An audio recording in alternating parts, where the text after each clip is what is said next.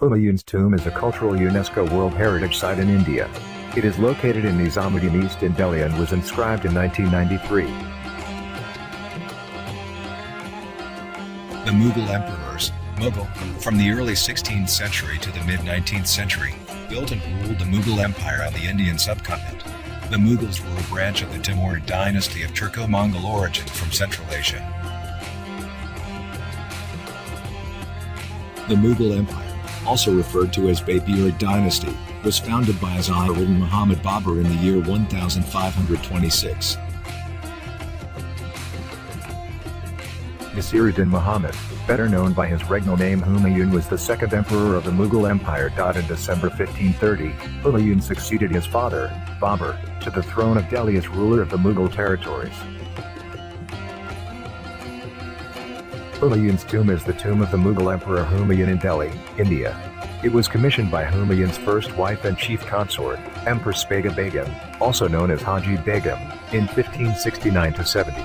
According to contemporary historian Abul Qadir Badani, the tomb was designed by the Persian architect Mir-Ak Mirza Ghiyas, also referred to as Mir-Ak Ghiyathuddin, who was selected by the Empress and brought from Herat, northwest Afghanistan. He had previously designed several buildings in Herat, Bukhara, now Uzbekistan, and others elsewhere in India. Ghiyas died before the structure was completed, and it was completed by his son, Syed Muhammad ibn Mir-Ak Ghiyathuddin. This tomb was the first garden tomb on the Indian subcontinent and is in Nizamuddin East, Delhi, India. The site was chosen on the banks of Yamuna River, due to its proximity to Nizamuddin Dargah, the mausoleum of the celebrated Sufi saint of Delhi, Nizamuddin Auliya, who was much revered by the rulers of Delhi, and whose residence, Chilla Nizamuddin Auliya, lies just northeast of the tomb. Besides the main tomb enclosure of Humayun, several smaller monuments dot the pathway leading up to it, from the main entrance in the west.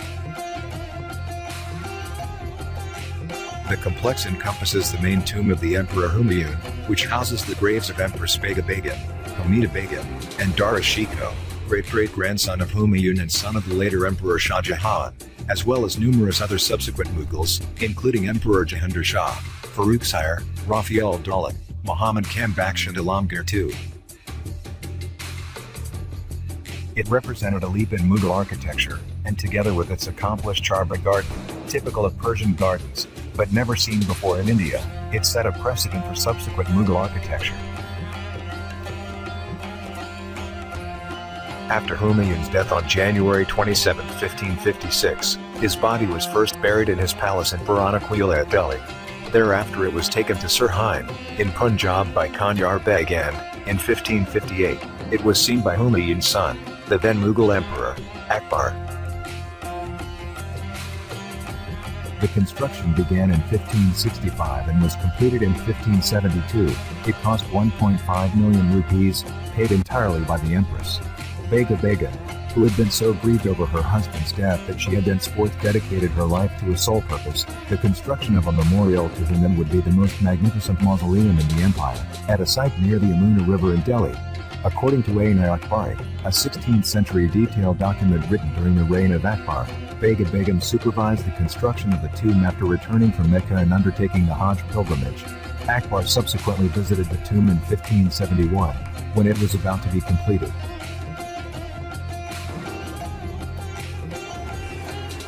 The symmetrical and simple design on the exterior is in sharp contrast with the complex interior floor plan of inner chambers, which is a square ninefold plan, where 8 two-storied vaulted chambers radiate from the central, double-height dome chamber. It can be entered through an imposing entrance Iwan, high arc, on the south, which is slightly recessed, while other sides are covered with intricate hollies, stone latticework. Underneath this white dome in a dome chamber, Ujra, lies the central octagonal sepulchre, the burial chamber containing a single cenotaph, that of the second Mughal emperor, Humayun, aligned on the north-south axis, as per Islamic tradition, wherein the head is placed to the north, while the face is turned sideways towards Mecca. An English merchant, William Finch, who visited the tomb in 1611, describes rich interior furnishing of the central chamber, in comparison to the sparse look today. He mentions the presence of rich carpets, as well as a shamiana, a small tent above the cenotaph, which was covered with a pure white sheet, and with copies of the Quran in front along with Humayun's sword, turban and shoes. The fortunes of the once famous Charbon, 4 gardens, made of 4 squares separated by 4 promenades, radiating from a central reflection pool. It spread over 13 hectares surrounding the monument, changed repeatedly over the years after its construction. The capital had already shifted to Agra in 1556, and the decline of the Mughals accelerated the decay of the monument and its features, as the expensive upkeep of the garden proved impossible. By the early 18th century, the once lush gardens were replaced by vegetable garden of people who had settled within the walled area. However, the capture of the last Mughal emperor, Bahadur Shah Zafar during the Indian Rebellion of 1857 together with the premises, and his subsequent sentencing to exile, along with execution of his 3 sons, meant that the monument's worst days lay ahead, as the British took over Delhi completely. In 1860, the Mughal design of the garden was replanted to a more English garden style, with circular beds replacing the 4 central water pools on the axial pathways and trees profusely planted in flower beds.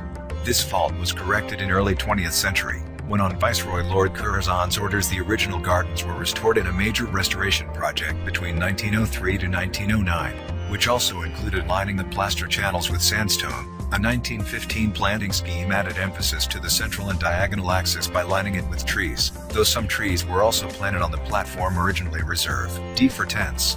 In 1882, the official curator of ancient monuments in India published his first report, which mentioned that the main garden was let out to various cultivators, amongst them till late were the royal descendants, who grew cabbage and tobacco in it. During the partition of India, in August 1947, the Purana Qila together with Humayun's tomb became major refugee camps for Muslims migrating to the newly founded Pakistan, and was later managed by the government of India. These camps stayed open for about 5 years, and caused considerable damage not only to the extensive gardens, but also to the water channels and the principal structures. Eventually, to avoid vandalism, the cenotaphs within the mausoleum were encased in brick. In the coming years, the Archaeological Survey of India took on responsibility for the preservation of heritage monuments in India, and gradually the building and its gardens were restored. If you haven't subscribed to our channel yet, then please do subscribe to our channel and click on the bell icon to get notifications on our latest videos. Also, don't forget to give a thumbs up if you like this video, and share your feedback. Stay tuned for more videos from us.